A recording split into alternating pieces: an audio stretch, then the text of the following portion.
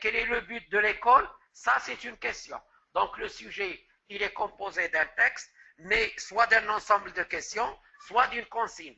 La consigne même peut être composée de plusieurs idées.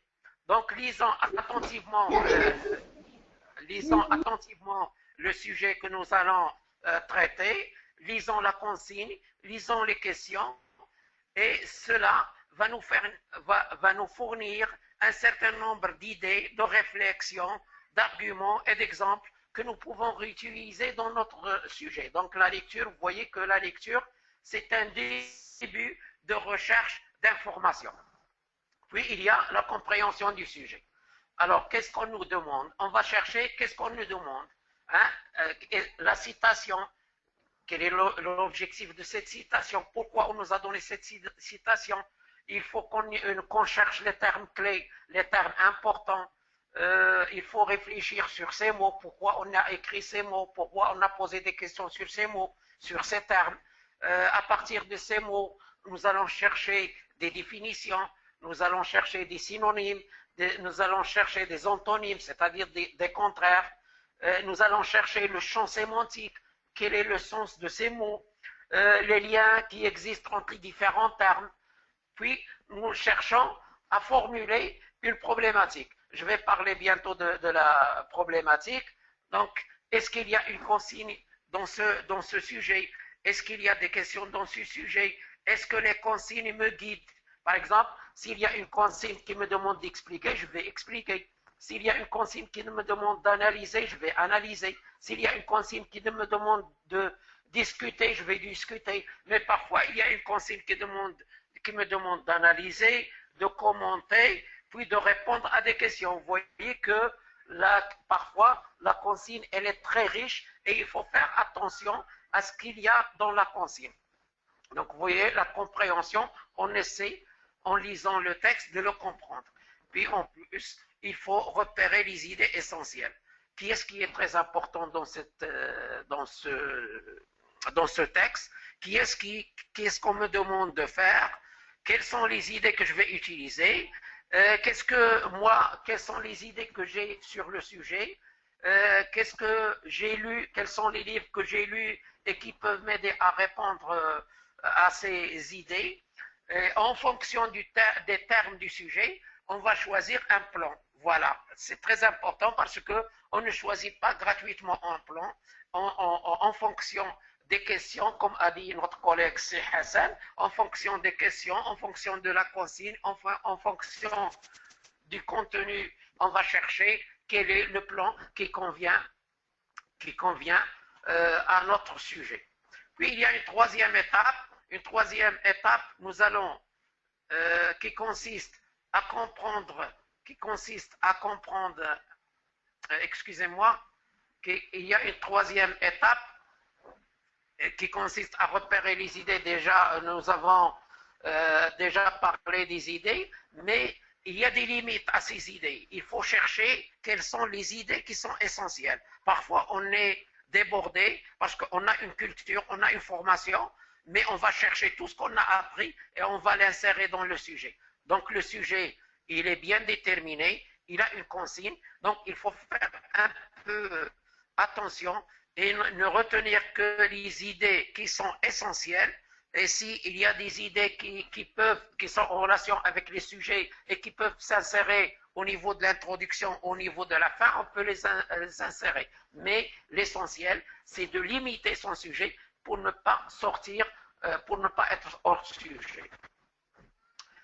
L'organisation des idées, il y a un moment, après un travail en vrac, après la recherche des idées, il faut les organiser parce que ce qu'on appelle, il y a un moment où l'on appelle le travail sauvage. Le travail sauvage, c'est on ramasse tout ce qu'on a, on l'écrit sur une feuille, mais quand même, il y aura un moment, il faut choisir l'essentiel, il faut classer les idées, il faut les regrouper, il faut les mettre en relation, parce qu'un travail, un sujet, ça s'organise, il faut faire attention pour que notre travail soit bien organisé. Il ne faut pas trop abuser des définitions. Par exemple, si je vous dis On va parler de la curiosité. Ne cherchez pas toutes les définitions qui existent sur la curiosité parce que là, vous allez un peu, vous allez déborder, vous allez remplir votre sujet par des choses qui ne sont pas vraiment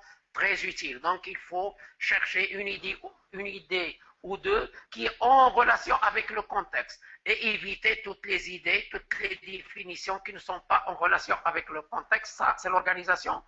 Il y a l'étape 5 qui est très importante. Il y a un plan. Le plan, il nous permet d'organiser notre travail. Alors, nous avons déjà un corpus. En fonction de ce corpus, nous allons choisir le plan qui convient.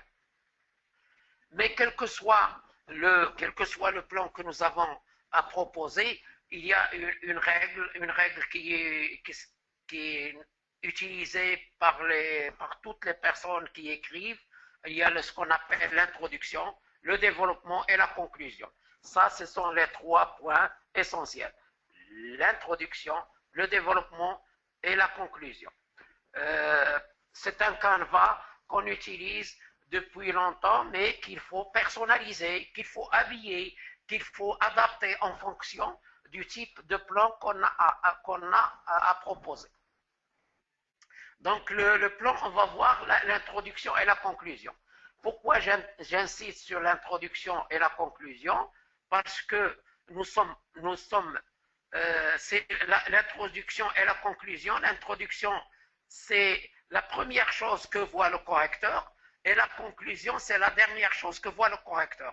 Donc, nous sommes en relation soit au début, soit à la fin. Nous sommes en relation soit avec l'introduction, soit avec la conclusion. Donc, le correcteur va, s'il lit une introduction qui introduit d'une manière claire le plan qu'on va traiter dans le développement et une conclusion qui ferme et qui répond à cette problématique qui existe dans l'introduction, nous allons dire que notre travail est bien réussi. Donc vous voyez que l'introduction et la conclusion sont les deux parties essentielles de notre production. Il faut les rédiger au brouillon parce que au brouillon, on rédige, on efface, on met une phrase après une autre, etc. Mais il est essentiel de les rédiger au brouillon avant de les rédiger sur le propre. Bon, le numéro 5, c'est le plan. Excusez-moi, j'ai commis une erreur parce que je suis un peu débordé. Le numéro 5, c'est le plan. Le plan, on va voir au niveau du plan, on va voir l'introduction.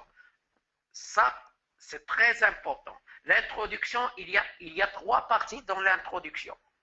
Alors, la partie numéro A, c'est l'exposition, l'approche du sujet, l'amorce ou l'accroche, ou le sujet à mener. Donc, il y a beaucoup de termes pour déterminer cette partie de l'introduction qui s'appelle l'exposition. C'est l'exposition, l'approche du sujet, l'amorce, l'accroche ou le sujet amené. Donc, à partir d'un point, d'une idée générale, on va amener le sujet, à partir d'une idée générale en relation avec le sujet. Puis, il y a l'énoncé du sujet ou la problématique. On va poser la problématique. Et pourquoi on va poser une problématique? Parce que tout ce qu'on va faire va répondre à cette problématique. Tout ce qu'on va travailler dans le développement, que ce soit aussi dans la conclusion, parce que la conclusion, c'est une réponse à la problématique, et finalement, c'est une fermeture après la réponse à la problématique. Vous voyez que l'énoncé ou présenter la problématique du sujet, c'est-à-dire poser le sujet, c'est un point qui est très important, mais qui est un peu difficile, parce qu'il faut savoir poser la problématique. Puis, il y a ce qu'on appelle l'annonce du plan. On va annoncer dans la troisième partie,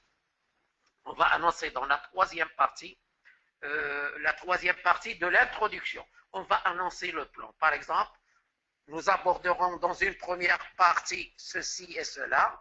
Nous ferons appel dans la deuxième partie à ceci ou cela. Nous aborderons dans la troisième partie ceci ou cela. Et comme ça, on va montrer à celui qui va lire notre développement qu'on a déjà un plan, on a une amorce, on a un début de plan. Il est simple, il est clair, c'est un petit résumé, mais qu'on doit exploiter dans le développement. Alors, je vais donner quelques explications. Concernant l'exposition ou l'approche du sujet, ou l'amorce ou l'accroche, ou le sujet à mener, vous voyez, vous allez trouver une littérature très riche concernant cette partie. Donc, il faut partir d'une remarque générale, sur un sujet général, mais ayant une relation avec le sujet qu'on va traiter, mais qui va le préparer, qui va le présenter, qui va l'amener. Hein? Donc, il y a cette partie de l'introduction qui s'appelle l'exposition, l'approche du sujet, l'amorce, l'accroche, le sujet à mener.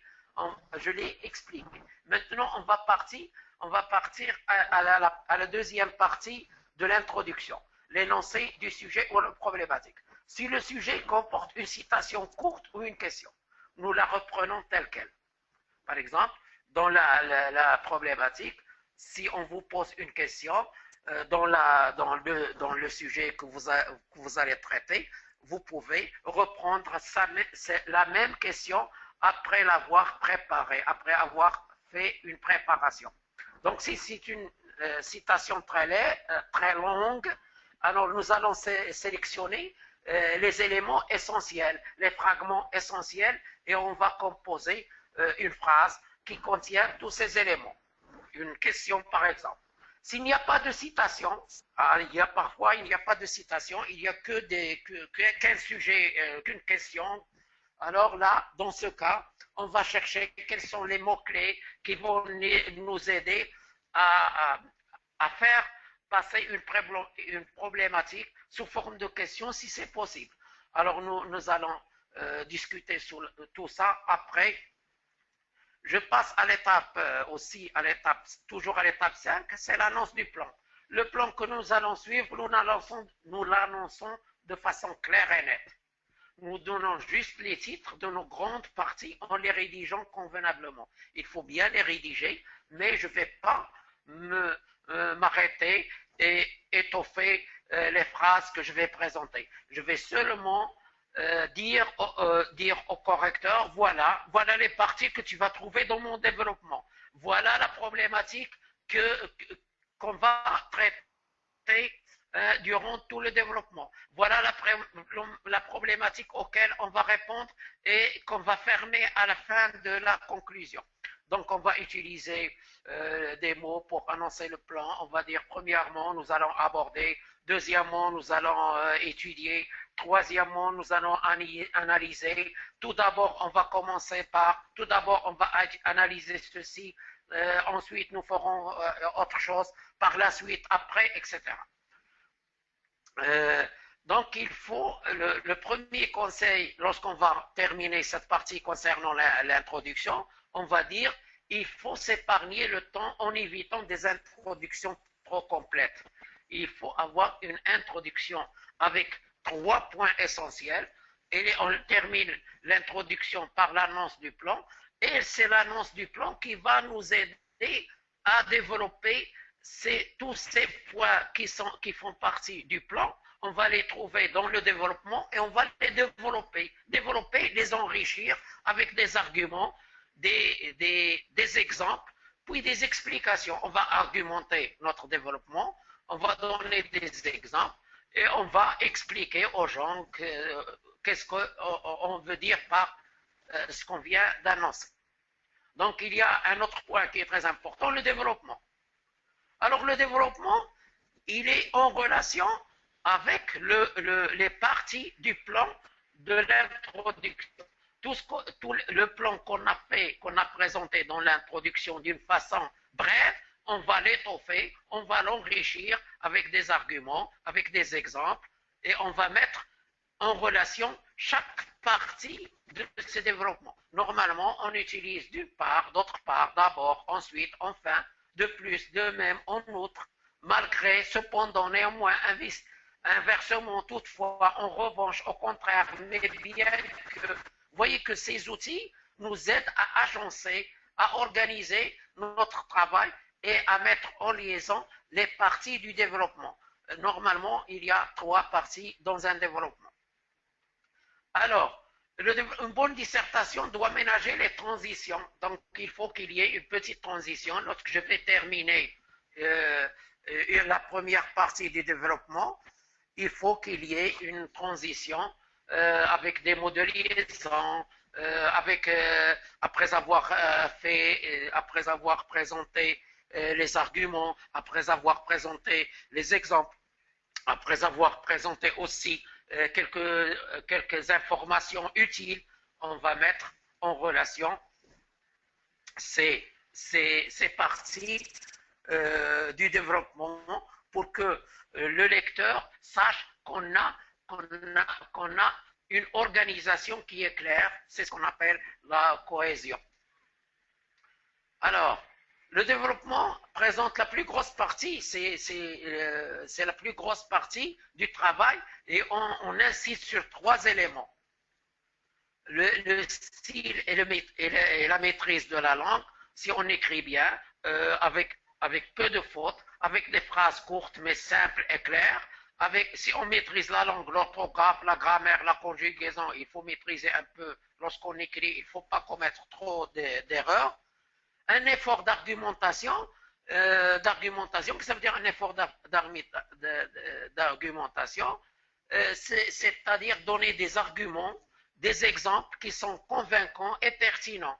C'est là où l'on utilise ces expériences, ces lectures et ces expériences, parce que lorsqu'on a des idées, lorsqu'on a beaucoup lu, lorsqu'on a une bonne expérience, on peut convaincre l'autre. Donc là, c'est le rôle des connaissances que nous avons. Si nous avons lu des livres, si nous avons assisté à des conférences, si nous avons pris des notes, si nous avons fait des résumés de quelques documents, donc on va utiliser tout ce qu'on a appris pour répondre pour faire un travail d'argumentation. Mais il y a aussi un travail de logique et de cohérence. Donc il faut qu'il y ait entre les différentes parties d'un développement, et qu'il y ait une logique et une cohérence. Lorsqu'on dit logique et cohérence, c'est là, est-ce qu'on a bien structuré nos idées? Donc, et puis on va passer à la conclusion. La conclusion, normalement, elle est composée de 2 choses. La fermeture, c'est-à-dire la conclusion proprement dite. On va faire une synthèse de l'argumentation. Tout ce qu'on a dit, tout ce qu'on a fait, on va faire une petite synthèse d'argumentation.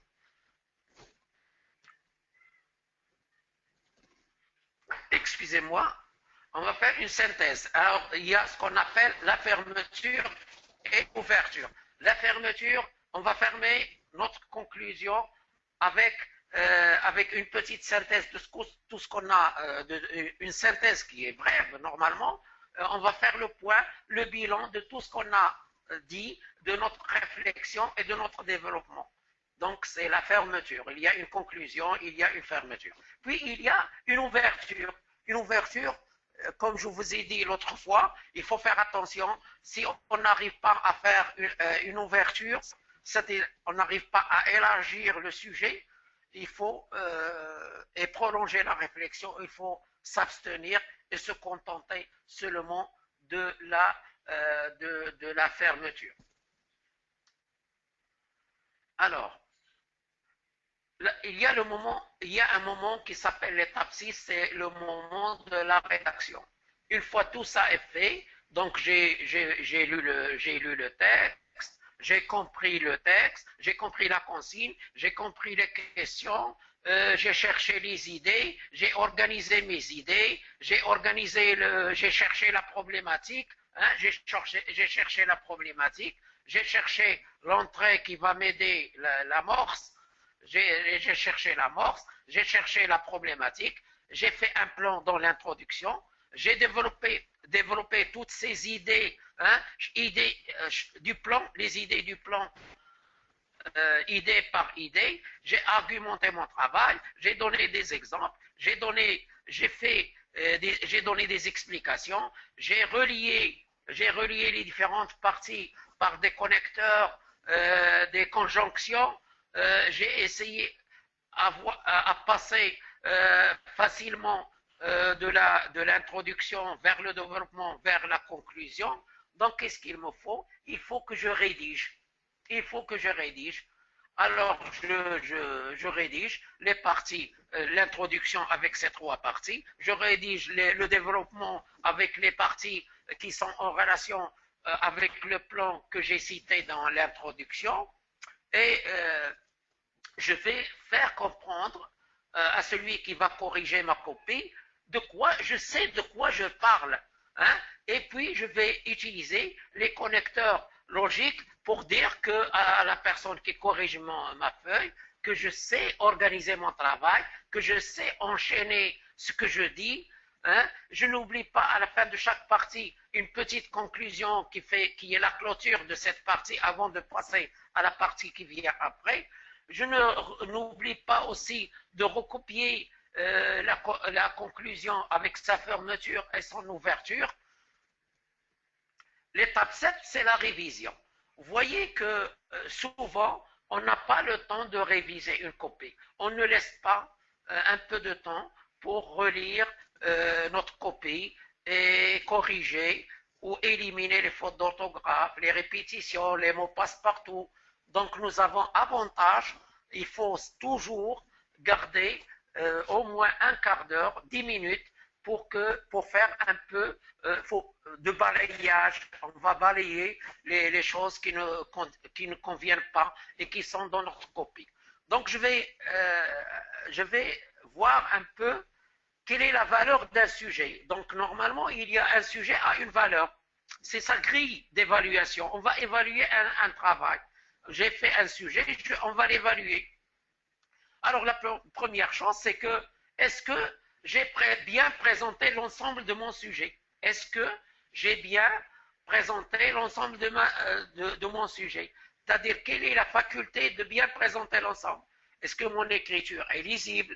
Est-ce que j'ai une orthographe correcte? Est-ce que j'ai une grammaire convenable? Est-ce que j'ai respecté la conjugaison? Est-ce que je contrôle un peu ma manière d'écrire le texte? Il y a aussi cette faculté de construire l'argumentation. L'argumentation, ça se construit avec des connecteurs, avec une transition, avec une relation. Les connecteurs servent à relier les parties du développement ou les parties d'une conclusion. Est-ce qu'il y a une transition entre chaque partie? Est-ce qu'on est arrivé à donner des arguments? Est-ce qu'on est arrivé à démontrer ce qu'on voulait dire?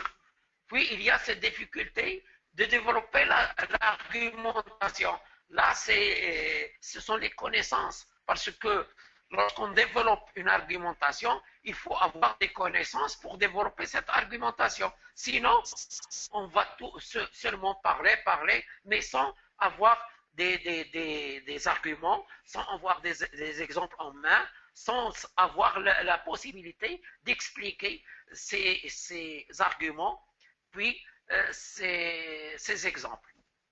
Donc vous voyez que il faut voir, lorsque j'écris, il faut que j'écrive bien, il faut que je ne commette pas d'erreur, il faut que je construise convenablement mon sujet avec des alinéas. Vous connaissez les alinéas?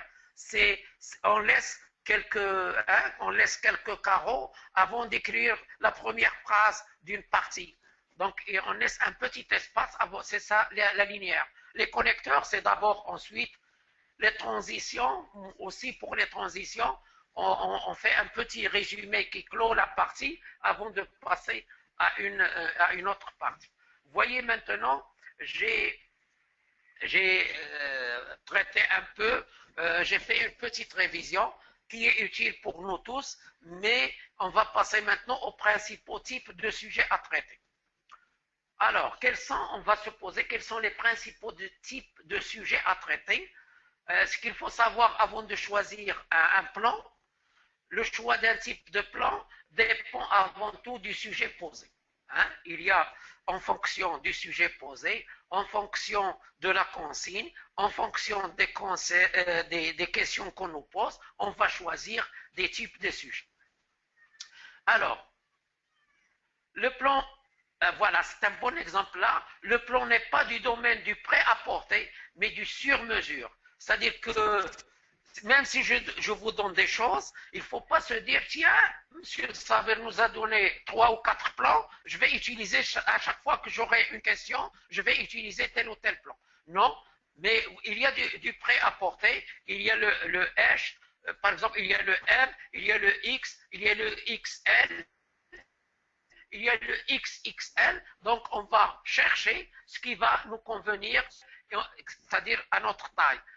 Lorsque nous allons traiter un sujet, nous avons beaucoup de types de plans. Il y a le type de plan dialectique, thématique, explicatif, analytique, mais il y a d'autres appellations barbares. Pour moi, ces termes, c'est un peu, sont bizarres, mais comment dans ces plans, je vais choisir personnellement le plan qui convient à mon sujet. Bon, je vais essayer de répondre à cette question. Voici un tour d'horizon des plans de dissertation pour faire le bon choix. Selon le sujet qui nous est proposé, il y a un certain nombre de plans qui s'imposent. Il y a le plan dialectique, il y a le plan explicatif. Donc le plan dialectique et le plan explicatif, ce sont les plans les plus intéressants et les plus importants, et on les trouve beaucoup dans les dissertations pédagogiques. Mais il y a ce qu'on appelle le plan analytique. Il est un peu rare, mais on peut le trouver dans les examens, et le plan thématique, il est toujours présent, parce que le plan thématique, lorsqu'on travaille dans le domaine de l'enseignement et de la pédagogie, on va trouver toujours des thèmes qui sont en relation avec la pédagogie et l'enseignement. Et dans ce cas, il faut être bien formé, il faut avoir lu, il faut citer son expérience. Donc le plan thématique, c'est un plan qui est en relation avec le thème, et notre thème, nous, c'est l'éducation, c'est l'enseignement. Mais il y a parfois, voilà, c'est ça qui est très important, il y a parfois un plan qui est suggéré, qui est proposé par le sujet. On ne trouve pas de plan pour tel sujet, parce que le sujet lui-même, il propose son plan, et il vous propose des idées, il vous pose des questions, donc vous allez répondre à ces questions. Il vous demande d'analyser, il vous demande de répondre à des questions, il vous demande de faire des choses. Donc le sujet, lui, il vous propose le plan qu'il a choisi lui-même. Donc il y a un plan dialectique, il y a un plan explicatif, il y a un plan analytique, il y a un plan thématique, mais parfois il y a des plans qui sont proposés par les sujets eux-mêmes en fonction de la consigne ou des questions qu'on pose. Et on va voir ça comme activité, comme exercice.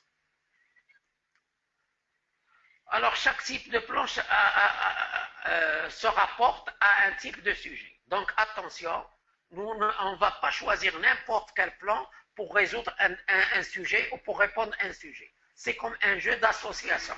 Nous devons marier notre sujet avec le plan qui lui correspond. Donc, il y a un problème de mariage.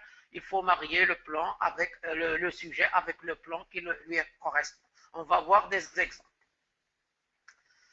Alors, on va commencer par le plan dialectique. Le plan dialectique, c'est le plan le plus connu et le plus difficile aussi, parce que souvent, on n'arrive pas à le maîtriser. Le plan comporte 3 étapes. Il y a la thèse, l'antithèse et la synthèse. Donc, on va discuter d'un point d'un point qui nécessite une réponse par oui ou par non.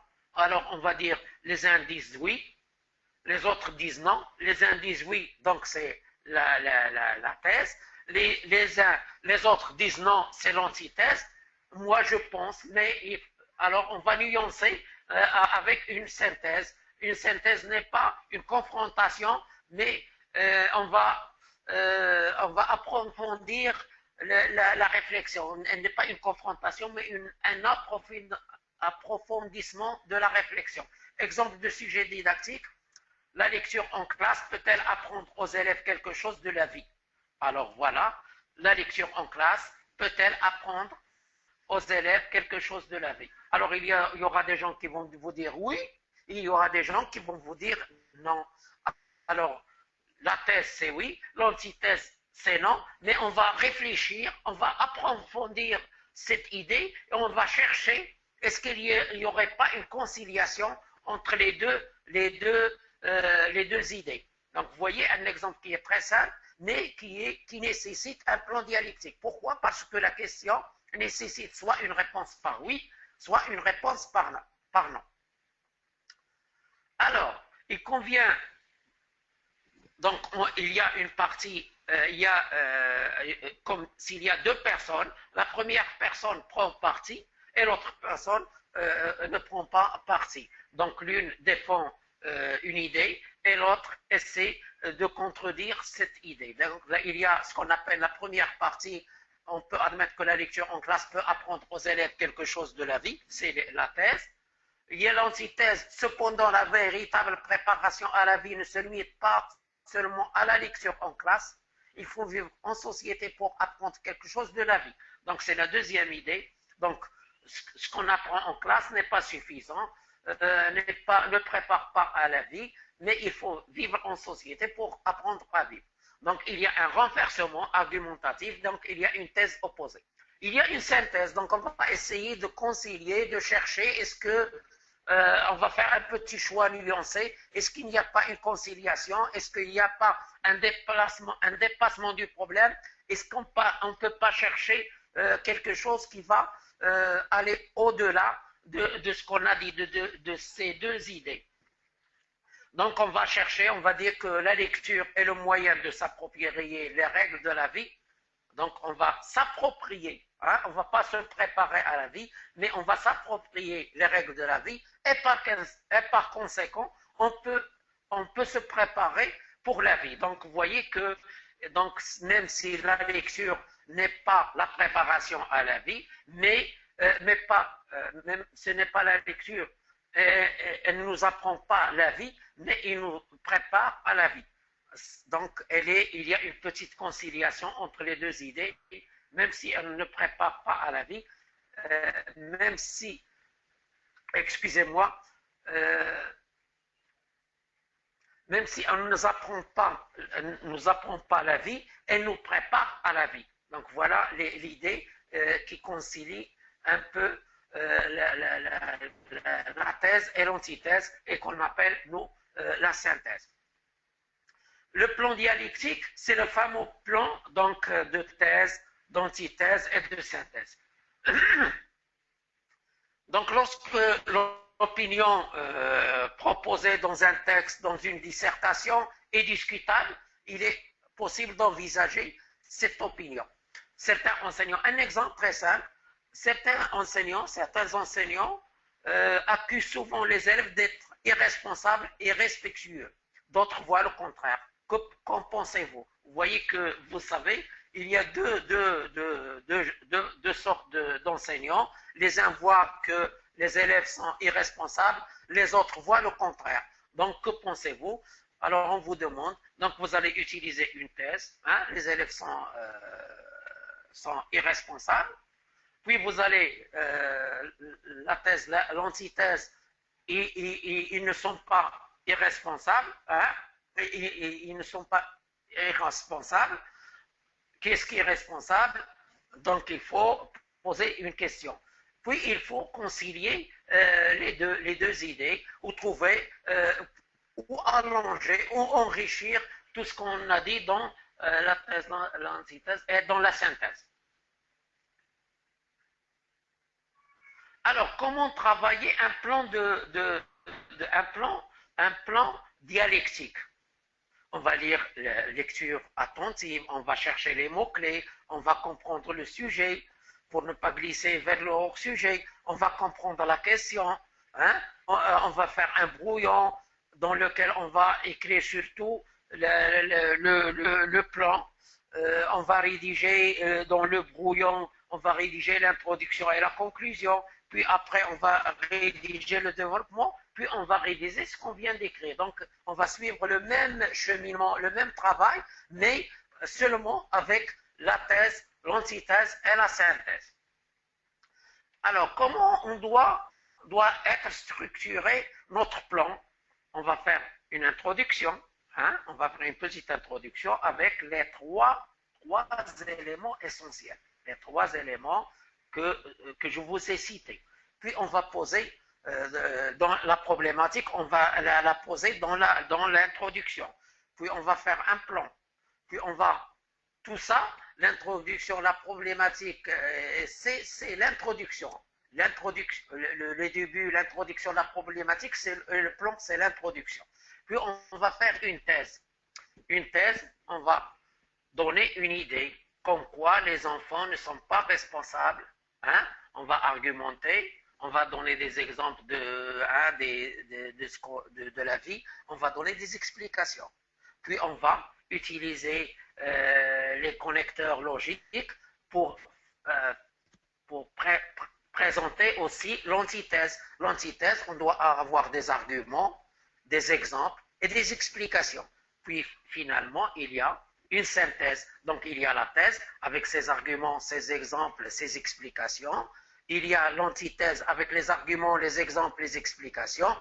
Il y a une petite synthèse qui essaie un peu de concilier ou d'aller un peu plus loin que ce qu'on a dit. Puis on va terminer par une conclusion. Donc le plan dialectique, c'est un plan critique. Hein? On discute. On discute, on dit son point de vue. Hein? Il y a le point de vue, il y a le point de vue contraire. Alors, quel verbe on utilise? On utilise le verbe discuter, apprécier, juger, commenter, critiquer. Donc, ce sont des verbes que vous allez trouver lorsqu'on va vous demander de discuter,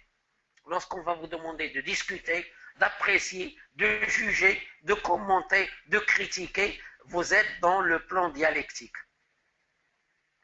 Parfois, on le donne soit par une consigne, hein, donc lorsqu'on vous dit discuter, apprécier, juger, commenter, ce sont des consignes. Mais parfois, on vous donne une question fermée. Par exemple, les leçons de langage à l'école favorisent-elles la communication? Donc, il y a des gens qui vont vous dire oui. Nous avons vu des élèves qui arrivent à communiquer. Donc, c'est la thèse. Il y a des gens qui vont vous dire non. Même si les enfants apprennent le langage à l'école, ils n'arrivent pas à communiquer. Puis, il y a une antithèse qui dit qu'il va essayer de concilier ou d'aller un peu plus loin que cette question. Donc, c'est un exemple qui est très simple, mais qui nécessite une réponse par oui ou par non. Donc, il y a pour un plan dialectique, soit il y a une consigne avec discuter, apprécier, juger, commenter, critiquer, soit une question qui nécessite une réponse par oui ou non. Donc, la consigne et la question. Soit vous trouvez une consigne, soit vous trouvez une question. Donc, normalement, généralement, un sujet à orientation critique peut être donné aussi par des phrases interrogatives. Hein? Que pensez-vous de? Que pensez-vous de l'apprentissage de la lecture, de l'expression orale à l'école? Pensez-vous que la leçon d'expression orale favorise la communication? Dans quelle mesure peut-on dire que les leçons d'expression orale favorisent-elles la communication? Suffit-il, est-ce qu'il est suffisant de présenter des leçons d'expression orale pour dire que les élèves arriveront à communiquer? Peut-on considérer que l'enseignement du langage comme un apprentissage qui favorise la communication? Donc, vous voyez, ce sont des exemples là qu'on peut utiliser. Donc, on peut utiliser soit la consigne, soit une question directe qui nécessite une réponse par oui ou par non, soit un sujet à orientation critique. Donc, que pensez-vous? Pensez-vous? Suffit-il? Peut-on? Etc. Un exemple qui est très simple. Pensez-vous que les élèves apprennent à lire un texte mieux que lorsqu'il est enregistré ou lu par l'enseignant? Pensez-vous que les élèves apprennent à lire un texte mieux que lorsqu'il est enregistré ou lu par le maître? Vous voyez, c'est une question. Il y a des gens qui vont dire, oui, les élèves apprennent à lire un texte mieux que lorsqu'ils l'entendent par la voix du maître ou par un enregistrement. Je vais essayer de faire un petit résumé qui est très bien et qui est simple. Voilà, la thèse que nous avons, la lecture d'un texte est meilleure lorsqu'elle est effectuée par l'élève lui-même, donc c'est la thèse dans le sujet. L'antithèse, un texte bien lu par l'enseignant enregistré pallie les carences éventuelles d'une lecture personnelle. Donc, vous voyez que l'antithèse que l'enseignant, lorsqu'il lit ou lorsqu'il présente un enregistrement à ses élèves, donc il élimine des carences de prononciation, de débit, de fluidité, etc. Donc la synthèse, il n'y a pas d'incompatibilité entre démarches, mais plutôt complémentarité. Donc vous voyez qu'on essaie de concilier les deux, la thèse et l'antithèse, dans une petite synthèse. Donc il n'y a pas d'incompatibilité. Au premier abord,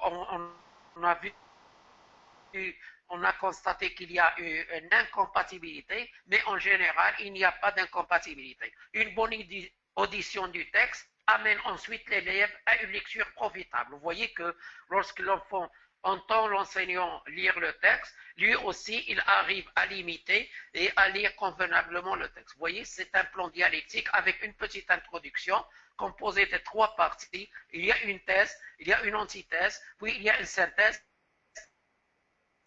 pour arriver à une conclusion. Donc je pense que j'ai bien passé en revue le plan dialectique. Maintenant, on va passer au plan explicatif.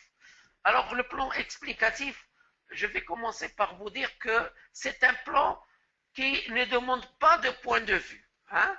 Alors, on dit, on va croire que ce qui est dans le texte est une vérité. Mais c'est à nous de la prouver. Hein? On va penser, tout ce qui est dans le texte est une vérité. On ne va pas la discuter, on ne va pas l'analyser, mais on va l'expliquer pour que les autres arrivent à mieux la comprendre. Donc, je vais donner un exemple. L'éducation a pour but de former des hommes valables pour la société. Cette formation intéresse plusieurs domaines. C'est ainsi qu'on y retrouve le volet scientifique. Pour une formation adéquate dans le domaine scientifique, un auteur nous dit ceci: il faut donner aux élèves l'esprit scientifique, il ne faut pas leur enseigner la science. Expliquer cette assertion, c'est-à-dire cette citation qui est entre parenthèses. Cette vérité, assertion, cette vérité qui est. Alors qu'est-ce qu'on va faire? On va essayer d'expliquer cette assertion. Alors, je reprends un peu l'idée. Il faut donner aux élèves l'esprit scientifique, il ne faut pas leur enseigner la science. Donc, il faut prendre cette idée comme une vérité et vous êtes appelés à prouver, hein, à expliquer cette vérité et à l'expliquer aux autres. Cela suppose qu'on est d'accord. Hein, on est d'accord avec cette assertion. On est d'accord avec cette idée. Hein? On doit seulement l'expliquer et la justifier. Donc, on va l'expliquer et la justifier. On ne doit pas dire le contraire de cette idée. Donc, on est de prime abord, on est d'accord, on est très content de c'est une vérité, on doit l'expliquer à l'autre. Ici, il n'est pas question de discuter, de dire la thèse ou l'antithèse. Il n'y a pas de place pour la thèse ni pour l'antithèse. Donc, il n'y a pas de place pour la critique. Il n'y a pas de place pour l'expression personnelle. Hein? C'est une idée, c'est une vérité. Vous allez l'expliquer, vous allez la donner comme elle est, vous allez l'argumenter, vous allez chercher tous les outils qui aident à faire comprendre, à faire expliquer cette idée.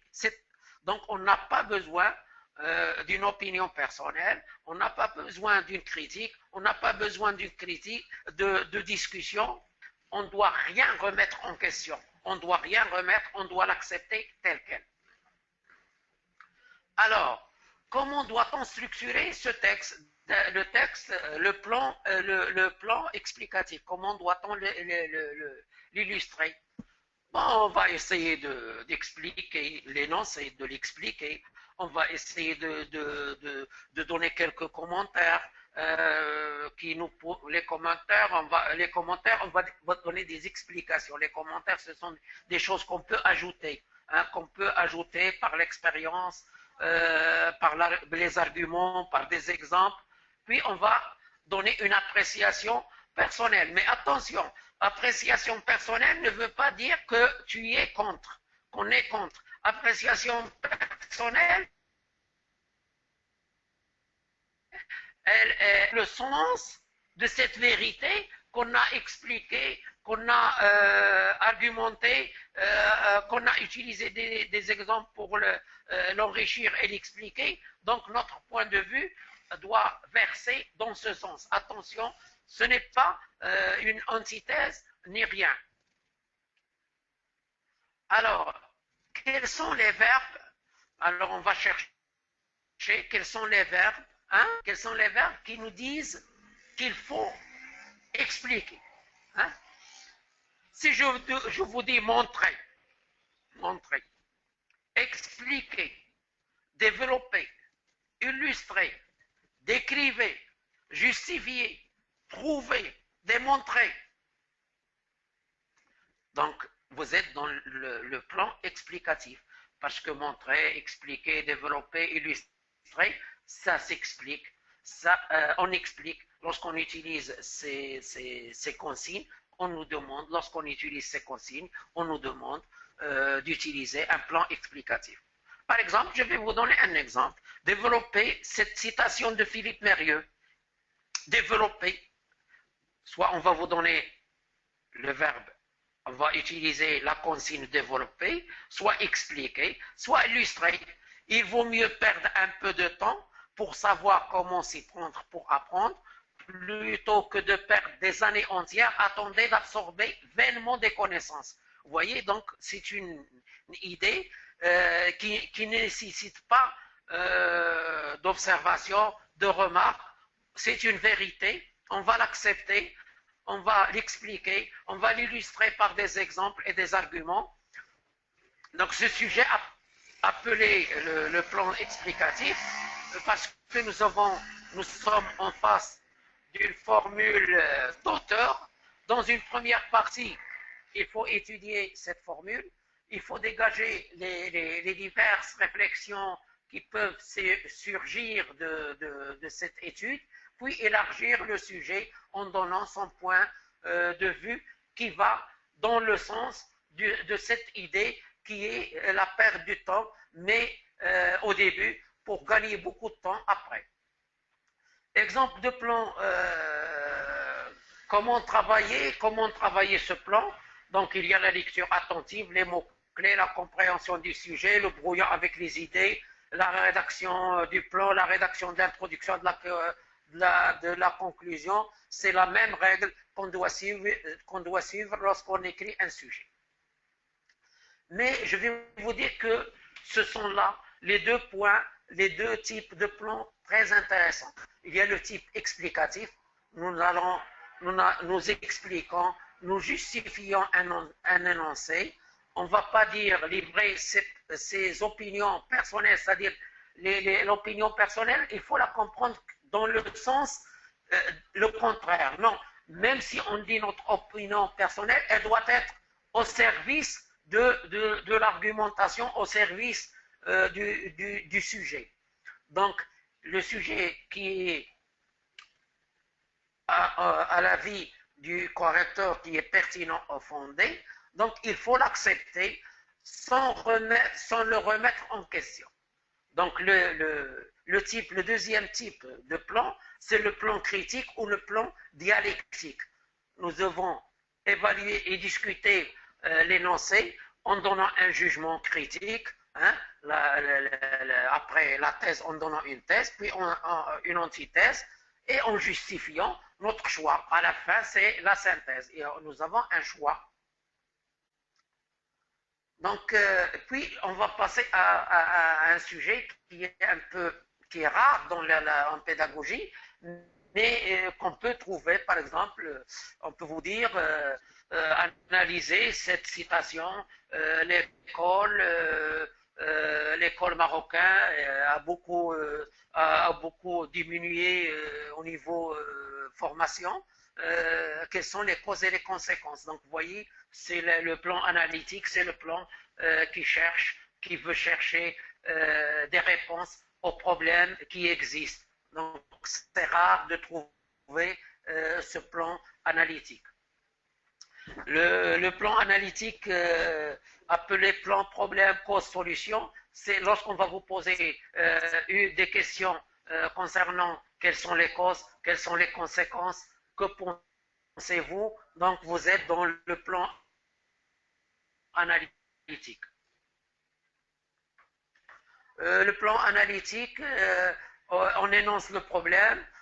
L'école marocaine s'est dégradée, donc il y a des faits précis. Nous sommes classés presque les derniers parmi les pays, soit en mathématiques, soit en langue, etc. Donc on va donner des arguments qui sont très importants, qui sont très significatifs. Pourquoi l'école s'est dégradée? Parce que il y a des arguments significatifs, parce que les élèves marocains sont classés derniers au niveau des épreuves de maths, de français, etc. On va énoncer ces questions, elles sont posées dans le sujet. On va dire les causes, on va citer que 3 ou 4 causes, ou bien on va donner des hypothèses. Si on n'est pas sûr, on dirait, on va dire, ceci serait avec le conditionnel, serait le résultat de, etc. On va citer quelques hypothèses, puis on va trouver des solutions. On va chercher 3 ou 4 solutions. Quels sont les remèdes pour que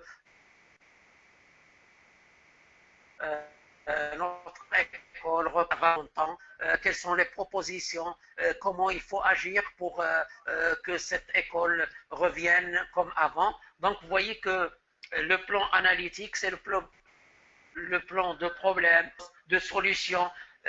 On va proposer un problème, on va chercher ses causes, on va chercher ses conséquences, et on va imaginer les perspectives qu'on peut utiliser pour progresser. Le plan analytique, généralement les sujets par le plan analytique sont les sujets qui suggèrent dans les citations, dans le libellé, les idées directrices de la dissertation.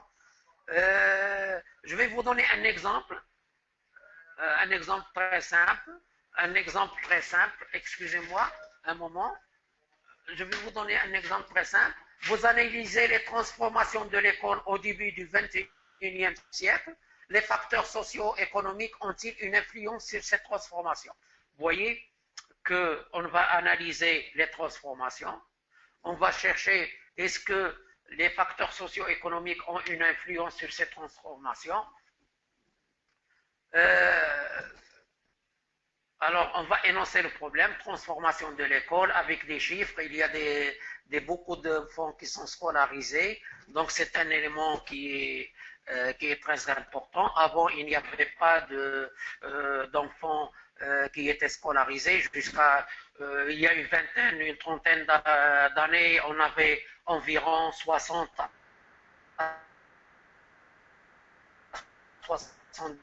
d'enfants. Maintenant, on a presque plus de 92-95% d'enfants qui sont scolarisés.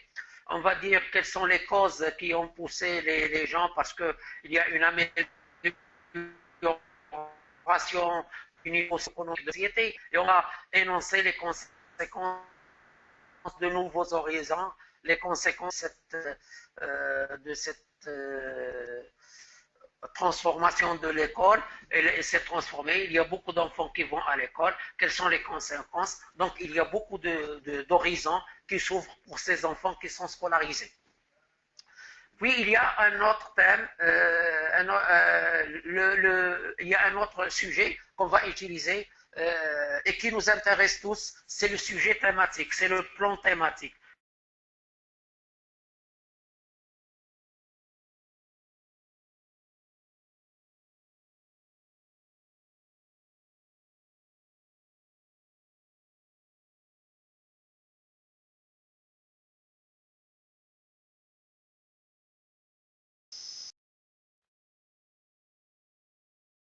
le maître, l'école, la société, etc. Donc, on va parler des thèmes. Alors, le document que M. Hassan m'a envoyé, il y a un texte en arabe sur la curiosité, puis une consigne. Dans la consigne, on demande d'analyser, de discuter, essayer de répondre à différentes questions en vous basant sur vos lectures et votre expérience professionnelle. Donc, si je vois le sujet, on me demande d'analyser et de discuter quelques idées. Hein. On me demande de répondre aux questions qui sont insérées dans le texte. On me demande de donner des arguments et des exemples qui sont puisés de mes lectures et de mon expérience professionnelle. Vous voyez que c'est un plan thématique très important. On va analyser ce que ça veut dire la curiosité, on va la discuter, on va répondre aux questions qui sont dans le texte, on va argumenter notre point de vue par nos lectures et notre expérience. Donc, à partir d'une consigne ou d'un ensemble de questions posées, le plan thématique décline les différents aspects d'un phénomène. Le phénomène, quel est le phénomène ici? C'est la curiosité de connaissance. Les différents domaines reliés au sujet, c'est les connaissances. Voici un exemple de sujet qui exige d'adopter ce type de plan. Sujet général du 28-29 juin 2012, curiosité plus hein, plus. Alors, excusez-moi, je vais terminer par vous dire que le texte thématique, c'est le texte qui ne peut pas entrer soit dans le plan dialectique, soit dans le plan analytique, mais il peut s'insérer dans un plan général, parce qu'on a des questions et on doit répondre à ces questions. Normalement, il y a un lien entre ces différentes questions et tout ça, on peut composer un travail avec un plan, avec un développement, avec une conclusion. Alors, je vais essayer de travailler, de vous présenter un travail d'ordre général, de parler de la curiosité, l'épreuve 2012 et l'épreuve du sujet d'ordre général. Je vais vous donner une petite introduction. C'est un exemple d'un être humain, mais j'ai essayé un peu de respecter ces parties, l'amorce, la problématique et le plan. Alors, d'après un principe didactique de base, donc un principe général, donc l'amorce c'est général, hein, la pédagogie cherche à profiter de la curiosité des élèves comme un moteur prometteur de leur développement tant cognitif que personnel. Donc l'amorce, c'est une petite phrase qui va introduire, qui va amener le sujet. C'est une phrase qui va nous amener le sujet. D'après un principe didactique, la pédagogie doit utiliser la curiosité de l'élève pour lui permettre de se développer, soit au niveau cognitif, soit au niveau personnel. Alors la problématique, elle est très simple. Quel rôle doit donc jouer l'école pour favoriser la curiosité chez l'élève de construire ses connaissances et ses apprentissages? Donc voilà la problématique.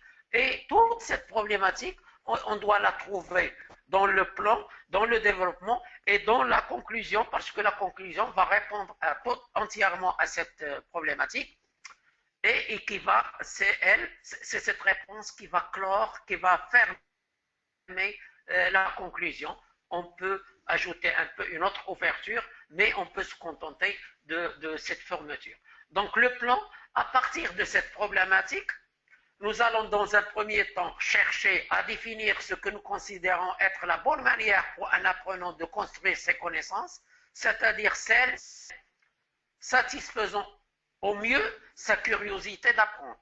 Donc vous voyez, nous allons dans un premier temps. Donc Je vais trouver ça, cette partie, je vais la trouver dans le développement. Donc c'est une idée que je vais développer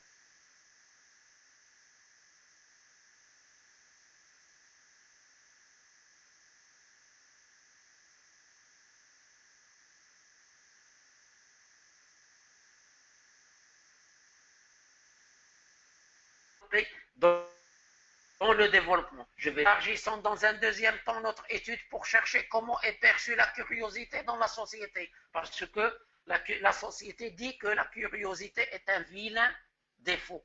Donc nous allons, dans cette partie, il faut qu'on la trouve dans le développement. C'est la deuxième partie du développement. Nous allons dans un troisième temps nous intéresser au rôle de l'école pour favoriser la curiosité de l'élève. Donc il y a un passage au rôle de l'école. Et donc c'est la troisième partie que je vais utiliser dans mon développement. Pour cela, nous spécifions dans un quatrième temps différents outils et moyens à utiliser à l'école pour satisfaire la curiosité d'apprendre chez l'élève. Alors donc, vous voyez qu'il y a une quatrième partie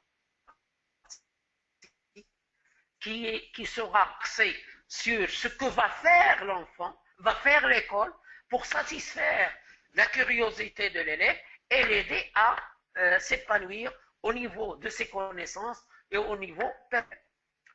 Donc, vous voyez, c'est la quatrième partie que je vais aborder dans le développement. Alors, nous tenterons de synthétiser notre production en revenant sur notre problématique. Hein? Donc, on va faire une petite synthèse. Quel est le rôle par exemple, est-ce que l'école va aller dans le sens de la société et comprendre et dire que puisque la société, beaucoup de personnes dans la société croient que la curiosité est un vilain défaut, donc est-ce que l'école va aller dans le sens d'une société ou va faire son mieux pour enrichir ce désir d'apprendre, parce que la curiosité, c'est le désir de connaître, c'est le désir de trouver quelque chose, c'est le désir d'avoir des connaissances.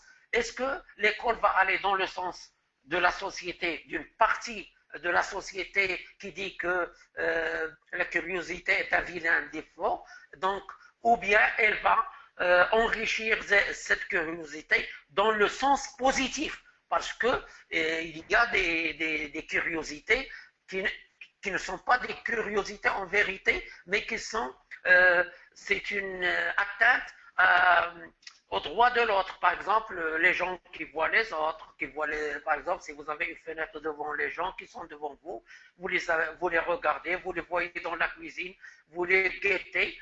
Donc, la curiosité, par exemple, on n'accepte pas la curiosité chez les Français de demander l'âge à une femme. Hein? Par exemple, un Marocain n'accepte pas quelqu'un de curieux qui lui demande le nom de sa femme. Vous voyez qu'il y a une culture. Donc j'ai fait ce plan avec l'introduction qui contient 3 parties. La première partie, c'est l'amorce. La deuxième partie, c'est le problème, c'est la problématique. Le troisième partie, c'est le plan. Je vous demande de rédiger le développement et la conclusion. Si vous voulez m'envoyer ces documents, je serai heureux de les voir, de les corriger, bon, d'ajouter quelques petites choses. Mais si vous voulez le faire vous-même, vous pouvez le faire vous-même. Je n'ai donné qu'un exemple, mais peut-être la prochaine fois, on va enrichir un peu, on va aborder tous les sujets qu'on a vus en 2012 et on va parler de ces sujets et je vais vous présenter quelques exemples. Je m'excuse, j'étais un peu long, je vous demande de m'excuser. J'espère que ça a été un peu utile pour vous. Je suis à votre disposition si vous voulez me poser des questions et je serai